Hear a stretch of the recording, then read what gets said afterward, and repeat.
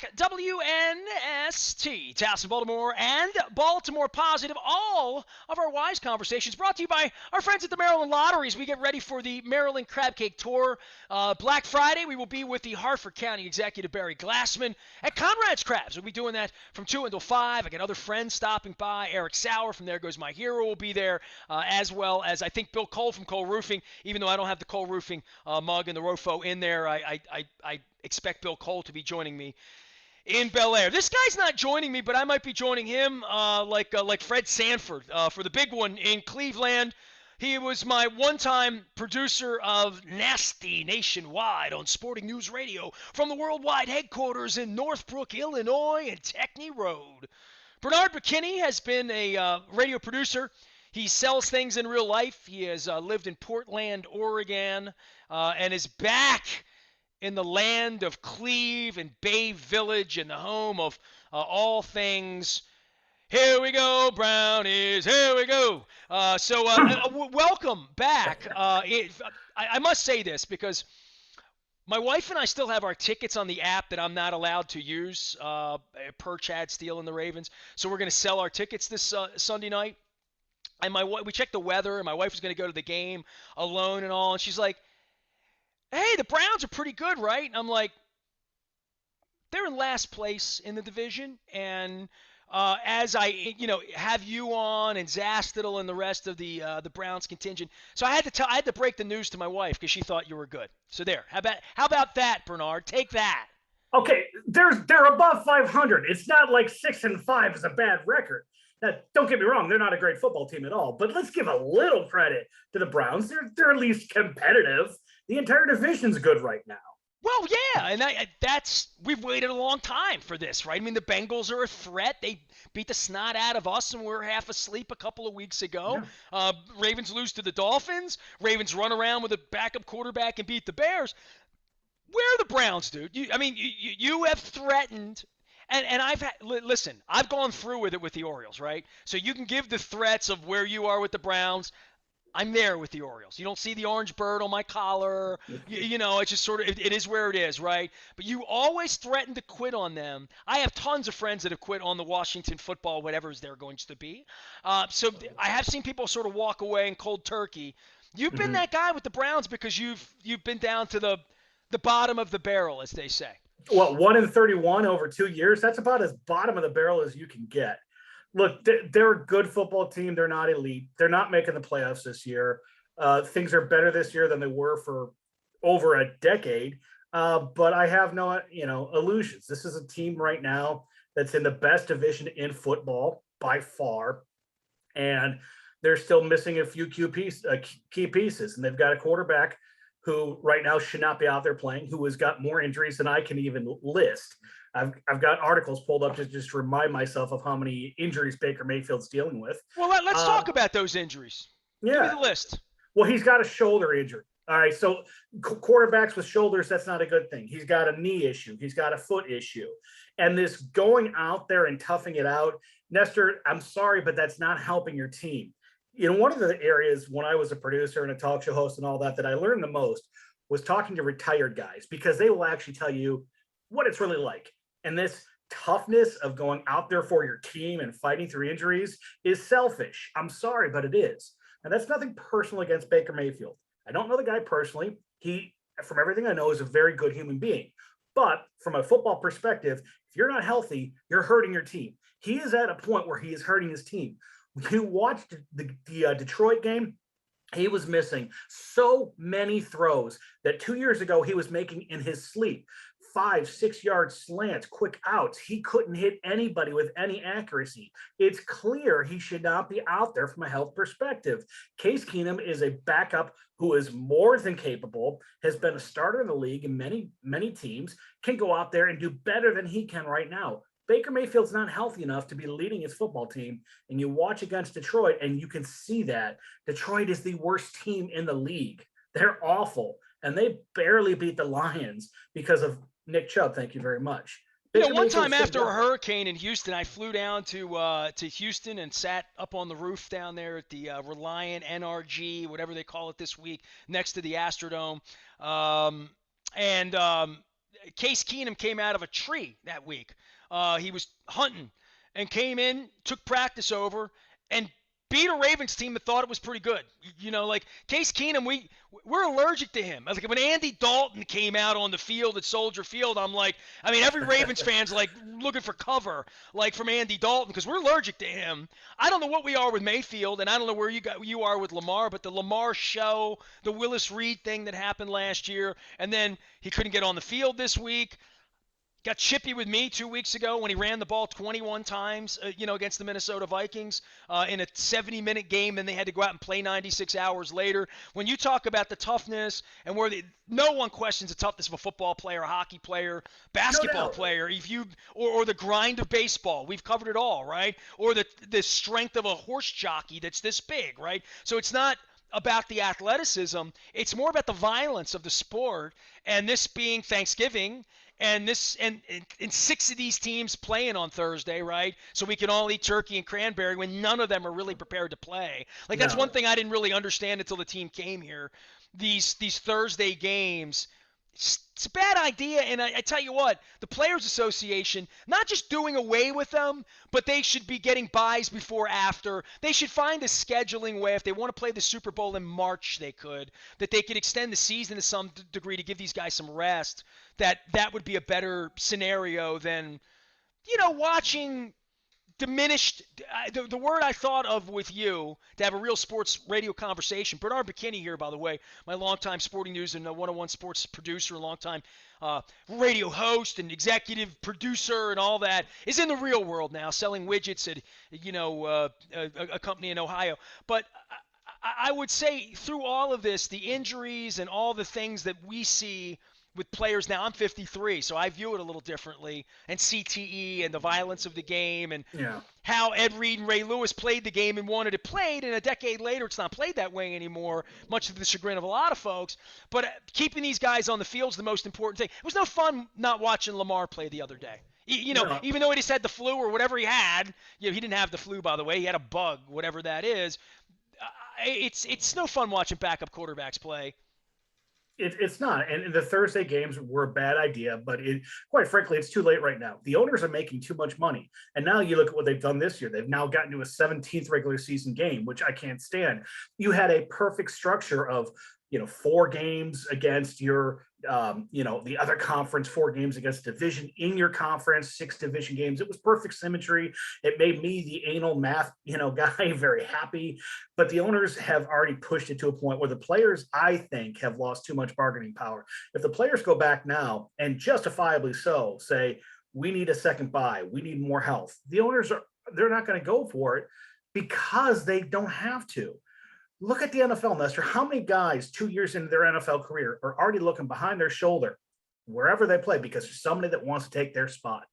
There are so many guys that play college football that would kill for a chance to play at the NFL. The owners have got too much power. I don't like it. 16 games was enough already. Now, they got rid of some of the preseason games, which is good. But let's be honest, how many starters ever played anything in the preseason? I mean, you look at your. Well, we just saw Tyler Huntley run around, and obviously RG3 ran around last year and played his way out of the league, quite frankly, in that Steelers Wednesday afternoon game. He's running around with third stringers. No wonder he didn't look good. It was below a preseason game. I mean, Bernard, last year they made the Denver Broncos run around for a day without a quarterback. That was awful. That was awful. Well, here's the other thing. Now they're in on the action. They're in on the game, right? So, and I've played this out all week, and I'll continue to play this out, okay?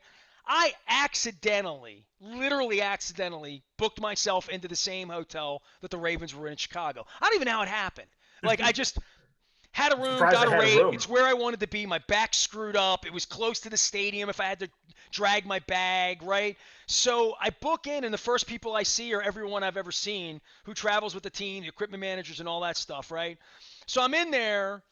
I'm sort of locked out from meeting players in locker rooms and stuff, and I'm wearing a mask, but I can be in the same hotel lobby with them, right? I could probably meet them out for fried chicken on a Wednesday night if I wanted to, right? I mean, there's all this tier 1, tier 2, who's in the bubble, who's out of the bubble, Aaron Rodgers, COVID, lying about it, Antonio Brown, fake cards. There's all of that. But I check into the hotel, and everybody knows we're on Lamar watch, right? I mean, Lamar's now questionable on Saturday, and we're like, And I'm like, are they playing head games? And Luke's like, they're not playing head games because they're going to have to call up Trace McSorley, and they're going to wind up losing him to the Cardinals, bringing him up, which they wind up doing. So they're playing hokey pokey, and I'm thinking, if I'm a gambler, and I'm not, but this is where all of this is going now, right? Like they all own casinos. The Bears had their official casino draped all over the building. They're going to build a casino next to Wrigley. The Maryland Lottery's with me. Everything we talk about here, the casino's opening and where they are. Great. Now what happens when a Bengal player lowers his shoulder and gets called for a flag that changes the game, flips the score, flips the 6 points in the other direction? Fair enough. That's bad enough. And the fact that the cornerback could be in on throw in the game, and that would never happen. Frank Hornig, the NBA crooked official, somebody's going to be crooked because there's money involved and the mob's involved, right? Now the teams are involved. But I wake up in the hotel on Sunday morning, and dude, I'm not looking for the scoop of the century, right? I'm not out snooping around, playing Adam Schefter around every corner, because I'm not 28 anymore and I don't care enough. Mm-hmm. But if I were a gambler and I could figure out whether Lamar's in or out, and I knew because I got in the hotel elevator and the elevator door shut with a player accidentally, and Bradley Bozeman's in my in the hotel at 8:30 in the morning getting a cup of coffee, and I say, hey, what's up? Because in the old days, it was just sort of, that happened all the time. I'd run into Marvin in the lobby and say, hey, man, Stark's going to play today? Wait till we get over there. Probably not. That's how it would come to me as a reporter. Now it's dangerous. Now it's literal inside information on whether the most important player on the field is doubled over on the team plane throwing up, and there's 80 witnesses to it that could all, had I really was looking for a journalistic scoop, the journalistic scoop isn't a journalistic scoop. It's insider trading information that has incredible value to Las Vegas and the mafia. It does. I'll tell you, though, I spent a lot of time in Vegas with our dear friend Papa Joe. And I was able to really learn from him a lot about the insides of sports gambling, because he used to be an eye in the sky.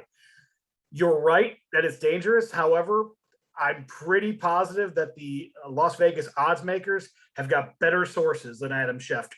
I'm pretty sure they do, because I am a little bit of a gambler. Now, I'm not, betting every weekend or anything. See, I didn't even follow it, Bernie. I don't know how the line moved, but when I pulled out of the hotel lobby that morning, I literally got into my friend Jason Wright's car, went and had some breakfast together, and that morning everything on Facebook, is Lamar playing? Is he not? I'm in the team hotel. I didn't really know, but I'm telling you, I could have found out.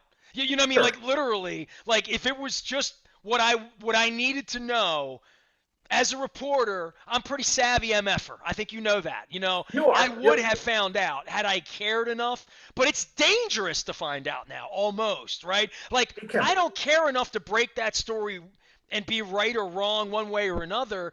But if I were that guy looking to put 10 grand on the game and change my weekend and pay for my trip to Chicago, because I had that sort of vibe about me, just for my own purposes, not as an inducement to wager, that's now completely legal and I can do it down the street and the league's in on it and there's no more hokey pokey. I mean, Kevin Byrne and the Ravens, if they thought that I was snooping around hotel lobbies in San Diego 20 years ago to see whether Jim Harbaugh was starting today or not, they would have thrown me out of the media, dude.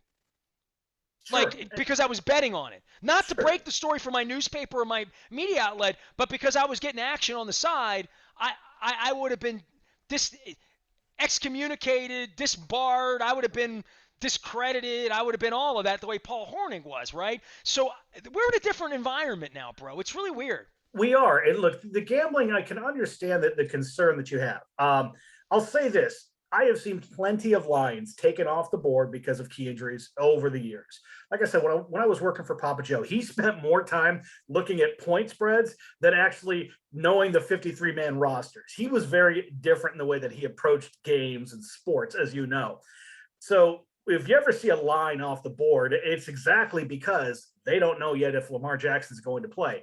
I can tell you that if the line's on the board, then the bookies know what's going to happen, and they're fine with action going either way. And I'll also say this: if you've ever been to Las Vegas, which so many people have, there's a reason the casinos are big and glitzy and glamorous. It's because the house always wins. They always win. I don't care if anybody puts down $1,000 on Baltimore this weekend to beat Cleveland, which they will, by the way.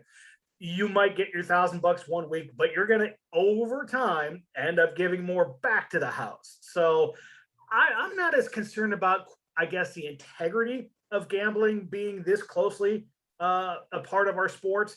I think the NFL, though, is showing at least their greediness because they just want to cut to the action. They're tired of seeing the MGM and the Mirage, the Mandalay Bay, and all these huge operations make money off their product. And by the way, and Louis the bookmaker in every city, right?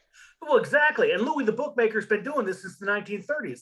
Nestor, you know, the reason the NFL was created right here in Ohio, by the way, was because bookies needed action on Sunday to offset their losses in college football on Saturday. That's the only reason the NFL was created. Those who actually know how the league began, it was because the bookies wanted action, and nobody thought the NFL was going to be anything. That's why it started off in Canton and Decatur and Racine and Green Bay. And Massillon. Yes, and Massillon Tigers. I even know how to say that. You like that? Is that good, Bernie? See? Home of Chris Spielman. It's almost like I had friends and girlfriends and business associates in the land of Cleveland, you know? But it's actually pretty fitting that the NFL embraced betting because that's how the league began, was because of the bookies.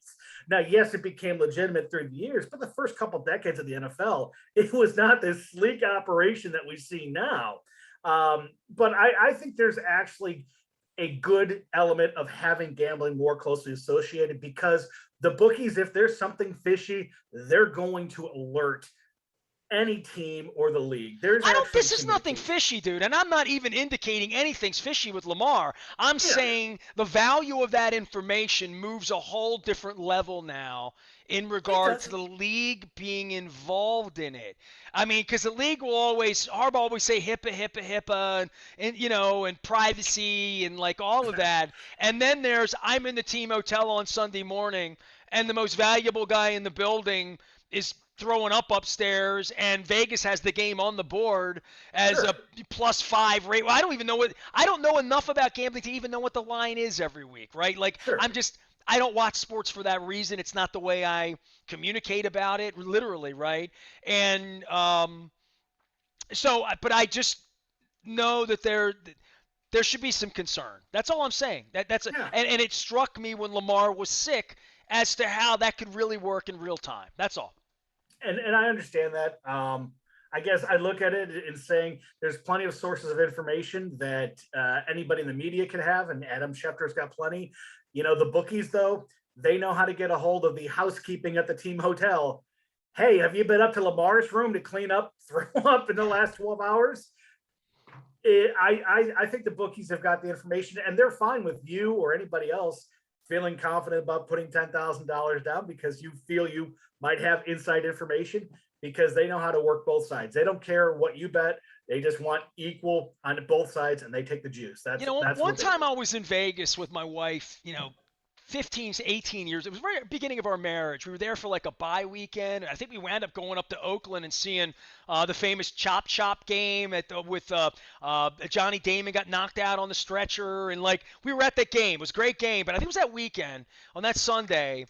And I put like $25 down against the Patriots and $25 on the dog and sat there for 3 hours sipping my drink and like thinking, this isn't any fun. Like, I'd rather just go play blackjack, and so I didn't sort of get it to that degree. And I've been doing this my whole life, and I'll never forget this. Marvin Lewis and I were watching film 1996, 97, and there was a play, and the ball bounced and, went whatever way it went. And he looked at me at one point. I'll forget. He's like, I can't believe people bet on this. He's like, I don't know where the ball's going. I don't know how my team's going to play. I can't believe people bet on this. So Bernard Bokenyi's here. He's my longtime friend and Cleveland associate. Go ahead. You were going to say something on the gambling side. Well, we play roulette, right? That's literally betting where a ball's going to bounce and land. So what's the difference? I mean, if we gamble in roulette, it's the same difference thing. is you don't bet on black or red or white or blue. You got that brown and orange. By the way, I'm not being mean to you because I mean I can be mean to you anytime, right? I can But that take it. jersey is particularly ugly, the one that says Cleveland on it, and it's not It because is. it I says hate it. Cleveland. It's just like not what you should be wearing. I mean, you should be Well, wearing what Jim Brown wore, and that's not me being an old guy. Get off my lawn. But like, you want me to go get? I you're got not one in from the closet right behind me. Cincinnati. You're from Cleveland. You know You what I want me to mean? get a real one? I got a Josh Cribbs real one, a better one. I'll get here. Give No, me 10 I mean, seconds. no, wear that. We play again in 2 weeks. I'll have you on, Well, and this is the Nick Chubb. This was his jersey when he was a rookie. I got right. this as a rookie because in Cleveland, we love running backs more than anything. Jim Brown, the greatest football player of all time, is a Cleveland Brown. So this was Nick Chubb's rookie jersey, and I'm cheap, so I haven't replaced it. I'm with you. I hated these uniforms. I hated that it was done. Jimmy Haslam just wanted more money to sell, so he changed the uniforms. But I got to support Nick Chubb, number 24, and this was his rookie jersey. Okay, So fair enough. I mean, and listen, the Ravens have more pajamas that they sell and wear. You know, to me, white and purple were just fine. I didn't need more than that. I did like the mustard pants more than anybody else did. But when they run around in, purple, they look like purple ketchup. It's kind of weird. So, yeah, and I don't like the all blacks either, even though I'm wearing all black right now and look a little funereal. I'll wear black if we lose to the Browns on Sunday night. I'll tell you that. Bernard, from a confidence level in the league, I mean, the league really is something, though, right? Like, we sat here and bitched about this and injuries and, like, all that. But on a week-by-week basis, the last 10 weeks, having endured a plague, bad baseball, no sports, in sports, tyrants running governments, insurrections on the cap, gun violence in our country, like all of these awful things that I address oft times here, including a plague, where I wore a mask for 14 hours on Sunday inside a football game, inside a locker room, inside an airport, inside an airplane, inside another airport, and then inside an Uber to get home. Like literally, football is the one thing, and I know we can talk all the awful in the CTE and like the officiating. Every week it's good. I mean, they put on a hell of a show here. This last 10, 12 weeks been as good as it's ever been. it's a break from reality. I think we've all been changed a lot, Nestor, the last almost 2 years now. I know I have. I'll be honest, I've abandoned sports just about since the start of this pandemic. So you didn't see LeBron almost get punched out the other night, even though you're Mr. Cleveland? I've been following football and that's it. It's about all that I really have the, I guess, attention span to. I've been following a lot more. I still want the word would be bandwidth, right? Bandwidth. Exactly. There's only so many things I can care about in a given day. I've changed my. You're talking to a guy that made his whole life off of sports, whose last name's Aparicio. That I haven't abandoned it. It's more of abandoned me, quite frankly. Like literally, right? I think there's a little bit more important things in this world. However, I don't devalue what sports means to all of us. We need break from reality right now. We need a reason to spend 3 hours on a Sunday and have a little optimism, a little hope. Unfortunately, being a Cleveland Browns fan, I have none of that. But at least I got my fantasy team that I can root for. It was actually fun. Last weekend, I was playing against a guy who had Baker Mayfield as his starting quarterback. So I was like, great. When Baker throws his interceptions, I won't be upset because I'm going to win my stupid fantasy game. But sports has a lot of power. It really does. It's about unity. It's about civic pride. I have a good friend of mine who's from Cleveland that doesn't know anything about sports. And he always would say to me, why are you a sports fan? And I would tell him all about that camaraderie of community. When you go now, Nestor, to a sporting event, I was at the Ohio State Purdue game a few weekends ago. I was for 3 hours among like-minded people that were being kind to each other. And quite honestly, that means more to me right now. I didn't have to think about, okay, who in here might be politically not aligned with me or, a Steelers fan. Steelers fan, exactly. We were all for a 3 hour window together, happy. I saw a few Purdue fans. I was saying hello to them, saying good luck. And we need that. And sports has a whole lot of power. It really does, to bring communities together. You and I, we're on the opposite sides of the sports aisle. My hatred for the Baltimore Ravens is gone. My anger about 95 and all that is gone. It is. See, I feel that way about the Colts. I mean, I got together with Jimmy Irsay over the years and made nice. And the Colts people, they were in here a couple weeks ago. I saw Pete Ward, and he's Jimmy's right-hand guy and has been for 35 years. And, ask him how Jimmy's musical fund's going in his charity thing down in D.C. because Jimmy loves all the music you and I love, all the classic Mhm. rock, and, owns the Beatles drum kit, and wants to share it. Like, literally, that's who Jimmy is. He's made all this money. His passion's music, literally. Mhm. And it sucks for Baltimore, and it sucked for Cleveland that we stole your team. But, like, that's why you have the team you have, and that's why you have the stadium you have because Art left. That's why we have the purple thing because we had to Yeah. endure the pain of the Colts. That's why people get second wives because your first wife dies or they get divorced or you move on in life and you hopefully move on less damaged to some degree. And I go back. I said and did awful things about the Colts in the '90s around here. Trust me, I did. Really, I did.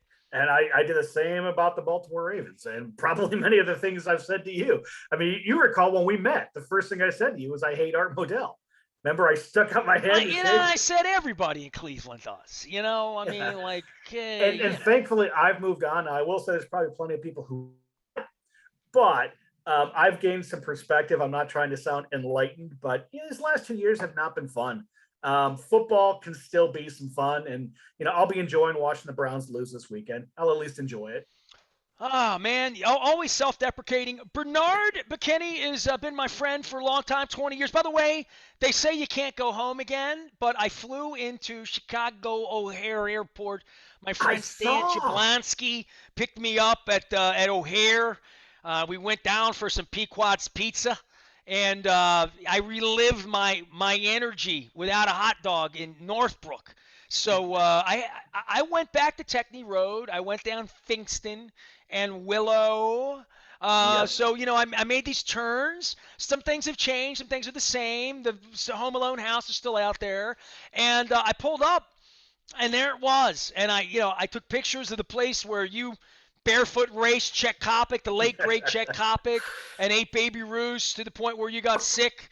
And Jay Mariotti accosted me in the studio for something I still have no idea what the hell was going on. He almost broke the glass too. I was in the other room watching that happen. Oh, you witnessed it. You were in Studio I C. still don't know what happened, He but I was in think he's Studio just B. weird. Yeah. We had 4 studios down a hallway that you could see through the glass of every room. Did it I was have in the. something to do with me having Kurt Schilling on the show, and he thought like it was? I think it was something stupid like that, I or can see it in my mind. Honestly, I think he just didn't want you waving to him. You were just very kindly and politely, innocently waving, like, "Hey, Jay, how you doing?" You were coming up next, and he freaked out because you normally weren't in studio because he had just gone to break. He took his headsets off and he turned like this, and out of the corner of his eye, he saw you, and that just was enough to set him off. I was watching the whole thing because I was down in Studio D. you There were like 3 understand of why us. he was mad? I just think he just didn't like you, and he thought you were like, I don't know, being disrespectful, or it was silly. But you were just waving like, "Hey, Jay, how you doing?" You were innocent as all get up of that thing. I But did that what was, Papa Joe did to me every night. He waved to me, and then I'd see him in the bathroom, and yeah. he always had his yellow What's note up, card kid? thing paper out, writing his great, prequel, to the show. So, Bernard, man, I'll get you on one day, and we're just gonna tell Kopic and Papa Joe. I should have had you last week for the Chicago thing, but I knew I was having you this week. And if I get out to Cleveland in a couple weeks and get a cat sitter properly and get my condo sold, we will convene for some breakfast in the land Well, of you can bring your Cleve, all right? cat here, and you can hang with my little pug who's at my feet. I see your little buddy out there. This friendship tour thing after the plague and all that. You're trying to talk me into leaving my cat for 2 days. I don't really want to do that. And John Harbaugh doesn't really want my line of questioning in the post game anyway, which might get me there, as well as a breakfast down there in Tremont. Bernie, I appreciate you, man. Thanks for coming on, all right? Thanks, Nestor. You have a good one. Cleveland Browns fan, one-time producer of Nasty Nationwide, heard on 425 stations, at least that's what they told me. We are WNST, AM 1570, Towson, Baltimore. We never stop talking. Baltimore positive. Go Ravens. Browns suck. There you go. I said it.